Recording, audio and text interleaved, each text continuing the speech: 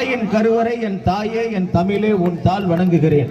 அன்பே தகலியாய் ஆர்வமே நெய்யாகி இன்புருக சிந்தை இடுதிரியாய் நண்புருகி ஞான சுடரேற்றிய பெருந்தகை திருவாய் செல்வமாய் தேனாய் வானோர் செலுஞ்சுடராய் செலுஞ்சுடர் ஜோதிமிக்க ஊனாய் உயிராய் உள்ளமாய் உள்ளத்தின் உள்ளே இருந்து கருவாய் கற்பகமாய் நம்மை எல்லாம் வழிநடத்தி கொண்டிருக்கக்கூடியவர் என்னுடைய ஆசான் அருட்தந்தை யோகிராஜ் வேதாத்திரி மகரிஷி அவர்கள்.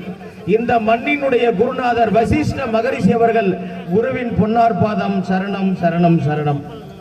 சேரநாடு, சோழநாடு, பாண்டிய நாடு, கொங்கு நாடு, தொண்டை நாடு என்று ஐம்பெரும் நாடுகள் இருந்தாலும் பக்தியிலும் பண்பாட்டிலும் ஓங்கி உயர்ந்த ஒப்பற்ற ஒரே நாடு நம்மளுடைய கொங்கு நாடு. கொங்கு நாடுனா கோயம்புத்தூர் மட்டும் நினைச்சுக்காதுங்க. கோயம்புத்தூர், திருப்பூர், ஈரோடு, நாமக்கல், கரூர், சேலம், தர்மபுரி, கிருஷ்ணகிரி உள்ளிட்ட பகுதிகள் அனைத்தும் இது கொங்கு நாடு. இந்த கொங்கு நாட்டில் ஒரு பெரிய சிறப்பு, 5 பஞ்சபூதங்களும் ஒரே நதிக்கரையில் அமைந்த புண்ணிய பூமி ஏயீஸ்வரம் என்று சொல்லக்கூடிய இந்த ஏத்தாப்பூர். அதே மாதிரி இந்தியாவிலேயே முதன்மையான மாவட்டம் நம்மளுடைய சேலம் மாவட்டம். சேலம் மாவட்டத்தில் மட்டும் 74 சிவன் கோயில்கள் இருக்கு. இப்போ சேலம் மாவட்டத்தோட வரலாறு நமக்கு தெரியணும். இந்தியாவில் நம்ம பிள்ளைங்க எல்லாம் பேசிக்கிறாங்க. நான் நிறைய பேர்கிட்ட கேட்ட விஷயம், எதுக்கு தான் இந்த ஏத்தாப்பூர்ல பிறந்தமோ தெரியல, ரொம்ப வருத்தப்படுறாங்க. நிறைய பேர் வருத்தப்படுறாங்க. இன்னும் சில பேர் பேசிக்கிறாங்க, நான் அமெரிக்காவில் பிறந்திருந்தா பரவாயில்ல, எகிப்துல பிறந்தல பரவாயில்லன்னு. ஒரு விஷயம் புரிஞ்சுக்கோங்க, சாமி விவேகானந்தர் சொன்னதான், உலகத்துக்கே வழிகாட்டக்கூடிய ஒப்பற்ற புண்ணிய பூமி இந்தியா இந்தியா இந்தியா. அதுலயும் தமிழ்நாட்டில் பிறக்கணும்னா அதை விட புண்ணியம் பண்ணவங்களுக்கு தான் தமிழ்நாட்டில் பிறப்பு கிடைக்கும். 18 சித்தர்கள் தோன்றிய பூமி தமிழ்நாடு. அப்ப ஏத்தாப்பூர் எவ்வளவு பெரிய புண்ணியம் பெற்றதுன்னு பாருங்க. ஏத்தாப்பூர்ல ஐப்பசி மாசம் 9ஆம் தேதியிலிருந்து 15ஆம் தேதி வரைக்கும், மாசி மாசம் 1ஆம் தேதியிலிருந்து 7ஆம் தேதி வரைக்கும் சூரிய தேவன் வந்து சிவபெருமானை வழிபடுகிற புண்ணிய ஸ்தலம் ஏத்தாப்பூர் சாம்பமூர்த்தீஸ்வரர். அந்த நாள்ல தான் மனோன்மணி சக்தி தாயார் சிவபெருமானை சேர்ந்து அவரோட ஐக்கியமானது. அப்போ ஒரு விஷயம் புரிஞ்சுக்கோங்க, அண்ணன் தங்கச்சி பாசம் ஏத்தாப்பூர்ல எப்படி இருக்கணும்.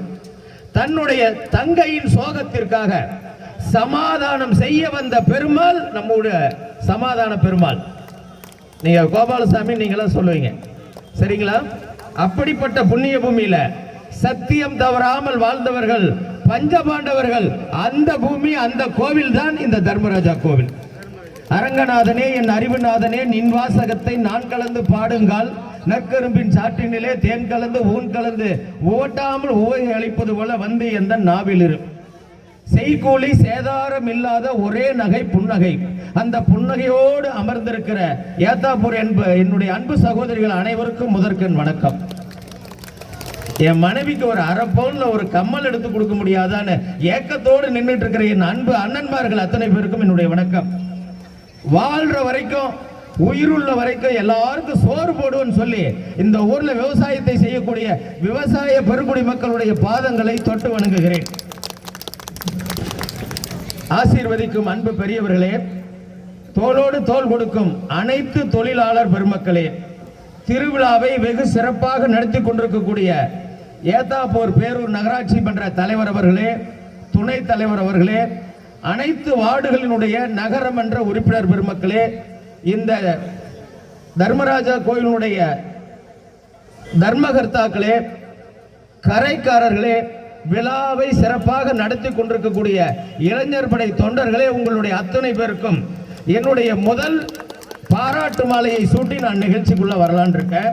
உங்களுக்காக கொங்கு நாட்டு தென்றலிலிருந்து சிறுவாணி சிறுமலரை, குறிஞ்சி பெருமலரை, மணக்கும் மருதமல மல்லிகை, அவினாசி அல்லியை, கருமத்தம்பட்டி காந்தல் மலர்களை, பெருமாநல்லூர் பவள மலர்களை, சித்தோடு சிந்துவாரம் பூவை, பவானி பவள மலர்களை, சங்ககிரி சந்தன மலர்களை, சேலத்து செண்பக மலர்களை, அம்மாப்பேட்டை அரளி மலர்களை, அயோத்தியாப்பட்டினம் ஆம்பல் மலர்களை, வாழப்பாடி வாகை மலர்களை, பூக்காப்பாளையம் புன்னை மலர்களை, ஏயீஸ்வரம் மண்ணினுடைய இரளம்பூவோடு சேர்த்து உங்கள் அத்தனை பேருக்கும் மாலையாக சூட்டிவிட வேண்டும் என்று எனக்கும் ஆசைத்தான்.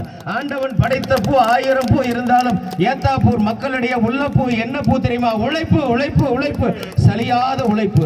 உங்களுடைய உழைப்புக்கு எங்களுடைய பட்டிமன்ற குழுவின் அன்புவை காணிக்கையாக்கி என்னுடைய எண்ணத்தில் பூத்த எண்ண மலர்களை, வண்ண மலர்களை மாலையாக்கி உங்கள் அத்தனை பேருக்கும் சூட்டி விடுகிறேன்.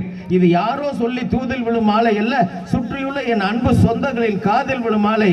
இது நீங்கள் கலட்டி விடக்கூடிய மாலை அல்ல, உங்கள் நெஞ்சத்தை செந்தமிழால் சுழற்றி விடக்கூடிய மாலை. அனைவருக்கும் என்னுடைய பாராட்டு மாலையை சூட்டி நினைவு பயிற்சிக்கு வருகிறேன். இப்பதான் தலைப்புக்குள்ள வர போறேன். ஏன்னா இது என் தாய் மண். நான் வந்து சென்னையில இருந்து, கேரளாவில இருந்து, ஆந்திராவில இருந்து, கர்நாடகா வரைக்கும் ஒரு 100 பட்டிமன்றம் பேசியிருக்கேன். அன்னைக்கெல்லாம் இல்லாத சந்தோஷம் என் தாய் மண்ணில் பேசுறேன். இன்னைக்கு தாங்க சத்தியமா சொல்றேன். குடும்பம்னா என்ன? இப்ப எல்லாம் நிறைய பிரச்சனை தான்.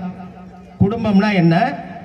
அந்த குடும்பத்தில் யார் யார் இருக்கிறோம், அந்த குடும்பம் எப்படி இருந்தா வெற்றி பெறும், அந்த வெற்றியை யார் அதுக்கு பேஸ், அந்த வெற்றியை நிர்ணயிக்கிறது கணவரா மனைவியா அப்படிங்கிறதா நமக்கான தலைப்பு.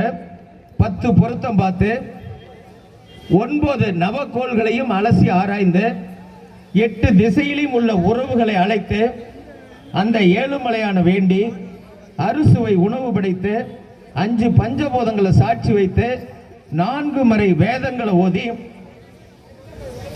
3 முடிச்சு போட்டு 2 மனங்களை ஒன்றாக செய்வது திருமணம்.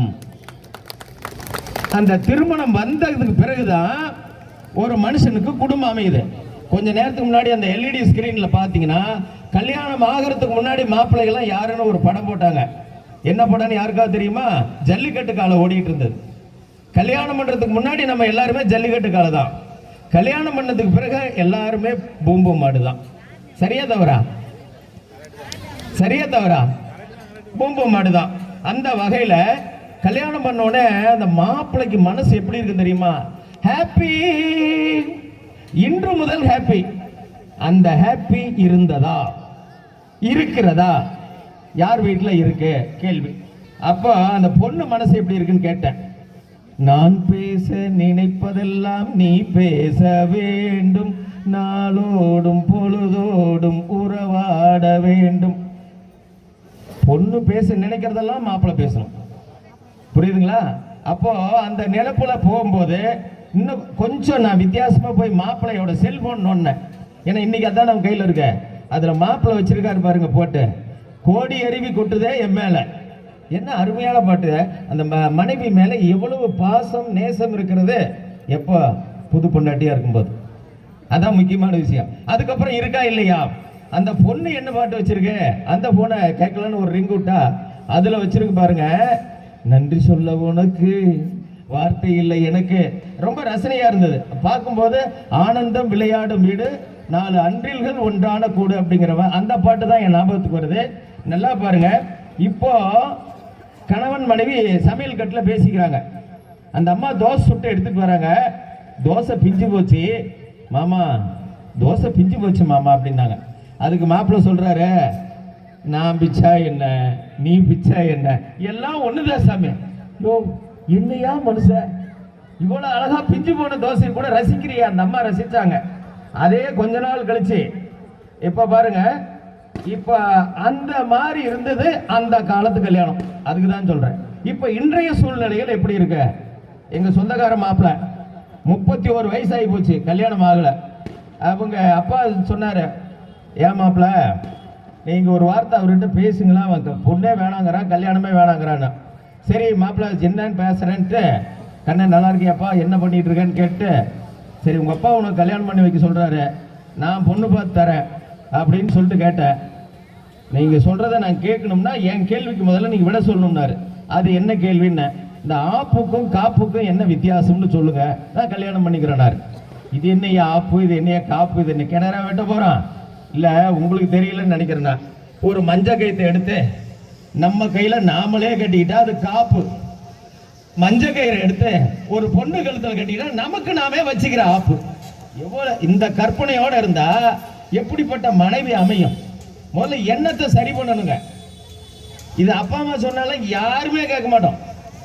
இதான் உண்மை. ஏன்னு கேட்டீங்கன்னா அவங்கவுங்க அப்பா அம்மாவோட மதிப்பு அந்த குழந்தைகளுக்கு தெரியவில்லை. இது நான் ஒரு கிட்டத்தட்ட ஒரு 10 ஊர்களில் இது ஆராய்ச்சியாவே எடுத்து பார்த்துட்டேன். சரி, பையன் தான் அப்படி சொல்றானே, அவனுக்கு சொல்லிட்டு இருக்கிற பொண்ணை கேட்கலான்னு போய் கேட்டேன். அந்த பொண்ணு என்ன சொல்லுச்சுன்னா, பிக்கல் புடுங்கல் இல்லாத குடும்பமா வேணுமா. அது என்ன தங்கம் பிக்கல் புடுங்கல்? பிக்கல்னா மாமியாராம், புடுங்கல்னா நாத்தனாராம்.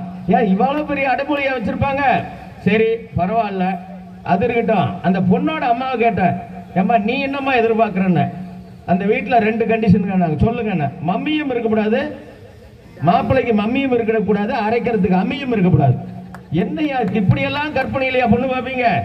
சரி, மாப்பிள்ளையோட அப்பாவை கேட்கலாம். ஏன்னா எல்லாருக்கும் ஒரு ஆசை இருக்கு இல்லையா? எப்படிப்பட்ட பொண்ணு நீங்க எதிர்பார்க்குறீங்கன்னு. அடக்கமான பொண்ணு வேணும்னாரு. அடக்கமான பொண்ணு வேணா சுடுகாடுக்கு தான் போகணும். என்ன ஆசையா ஒரு நியாயம் பண்ணல.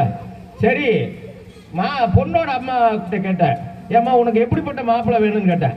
அட்ஜஸ்ட் பண்ணி போற மாதிரி மாப்பிள்ளை வேணுமா? ஏயா மாப்பிள்ளை மட்டும் தான் அட்ஜஸ்ட் பண்ணி போகணுமா? பொண்ணு அட்ஜஸ்ட் பண்ணி போகாதா? நிறைய வித்தியாசங்கள் நம்ம குடும்பங்கள்ல இருக்குங்க. வாழ்க்கையை புரிந்து கொண்டால் வாழ்க்கை டேஸ்ட், வாழ்க்கையை புரிஞ்சுக்கலன்னா வாழ்க்கையே வேஸ்ட். இன்னைக்கு நிறைய பேர் கல்யாணம் பண்றதுக்கு